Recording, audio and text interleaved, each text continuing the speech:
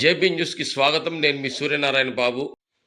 YS Jaganmohan Reddy పుట్టినరోజు వేడుకలను ఘనంగా నిర్వహించారు. ప్రకాశం జిల్లా త్రిపురాంతకం వైఎస్ఆర్ విగ్రహం వద్ద ఏర్పాటు చేసిన వేడుకలలో మాజీ ఎంపీపీ ఆళ్ల ఆంజనేయరెడ్డి పాల్గొని రాజశేఖర రెడ్డి, నీలం సంజీవరెడ్డి విగ్రహాలకు పూలమాలలు వేసి నివాళులర్పించారు. అనంతరం జగన్మోహన్ రెడ్డి పుట్టినరోజు వేడుకల సందర్భంగా కేక్ కట్ చేసి మిఠాయిలు పంపిణీ చేశారు.